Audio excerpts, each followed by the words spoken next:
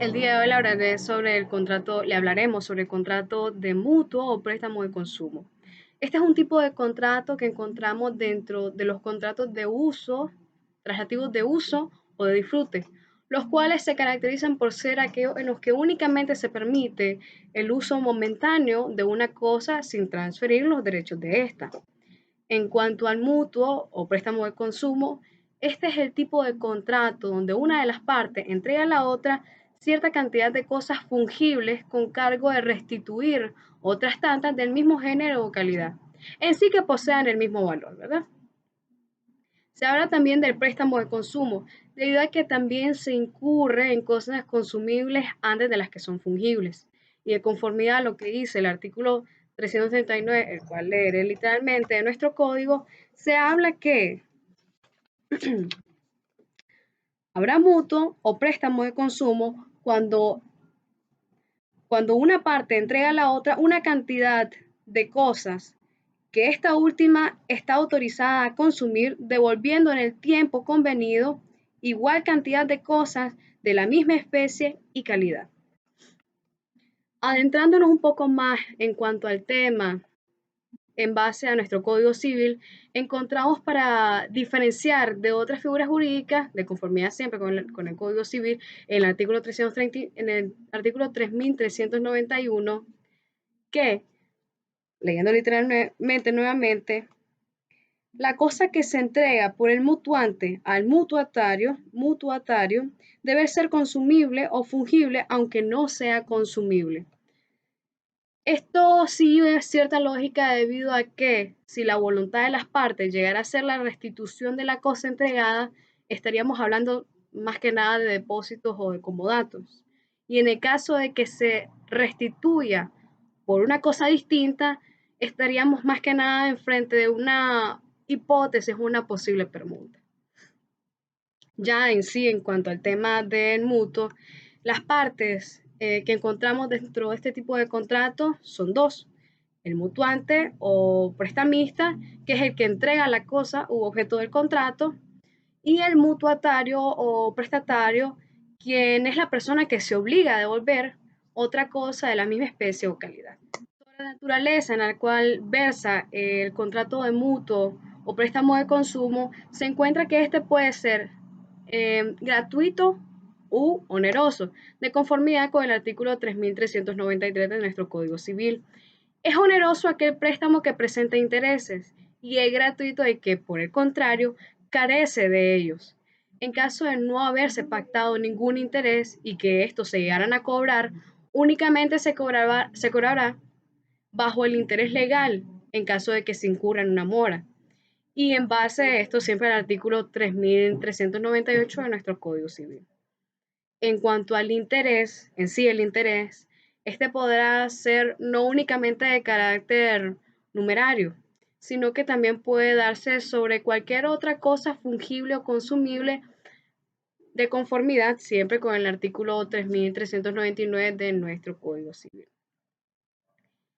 En cuanto a la capacidad de los sujetos de este tipo de contrato, encontramos que el mutuante debe ser claramente capaz, debe ser dueño de la cosa u objeto del contrato que se está dando a préstamo, ya que, como expresábamos anteriormente en el inicio, este es un tipo de contrato traslativo y, más específicamente hablándolo, es un contrato traslativo de dominio.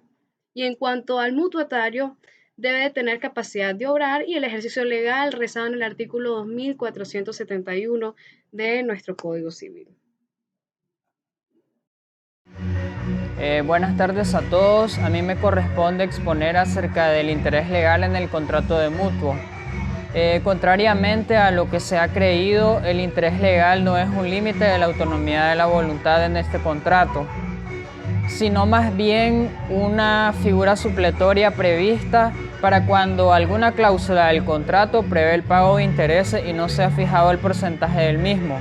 Si se estipulan en general intereses sin determinar cuotas, se entenderán los intereses legales previstos en el artículo 3401 y 3402 del Código Civil, y este interés equivale al 9% anual. En este campo de la onerosidad del contrato de mutuo, es necesario conocer la regulación estatal acerca de los intereses máximos que se pueden pactar entre préstamos entre partes contratantes cuando éstas no son bancos. Es permitido, según las disposiciones de la Ley 176 de 1994, Ley Reguladora de Préstamos entre Particulares, la estipulación y cobro de intereses monetarios no puede exceder exceder de una totalidad del 24% de la suma principal.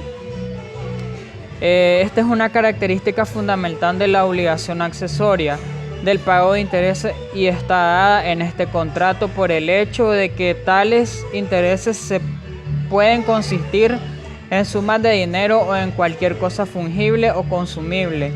Según lo dispuesto en el artículo 3999 del Código Civil, se pueden estipular intereses en dinero o en cualquier cosa fungible o consumible. Esto sería todo de mi parte. Muchas gracias por su atención. Bueno, yo voy a hablar un poco sobre el plazo para la restitución del bien, es decir, la finalización del contrato por el cumplimiento del mismo, en este caso, el pago del crédito.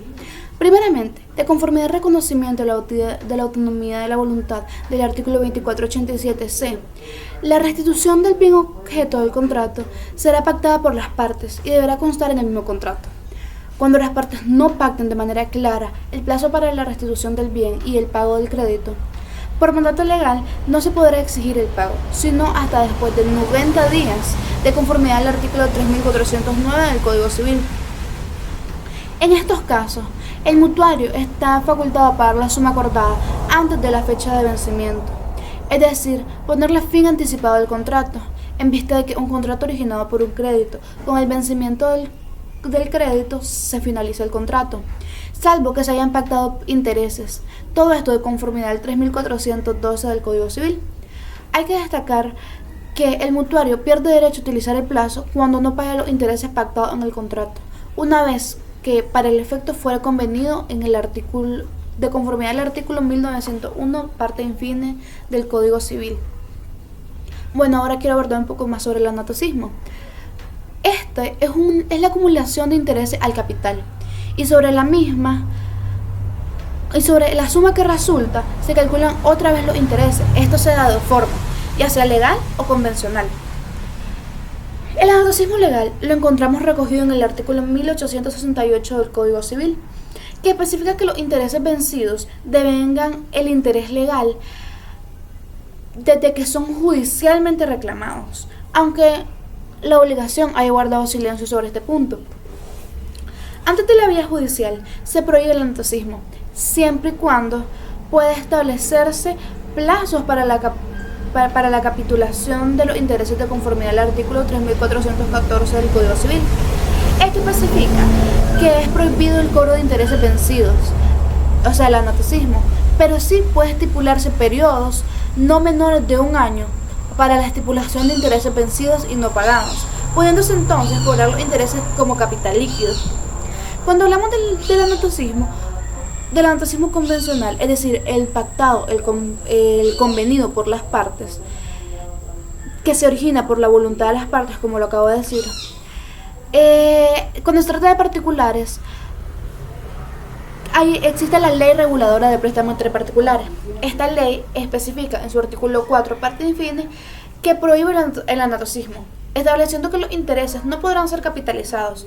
Esto se refiere no a que no se puede pactar intereses, sino que los intereses no pueden ser añadidos al capital o al monto principal, para efecto del siguiente cálculo de intereses. El anatocismo se prohíbe también a los bancos en la Ley 561 de 2005, salvo pacto de reestructuración de crédito. Asimismo, a las microfinancieras con la Ley 769 de 2011. Muchas gracias.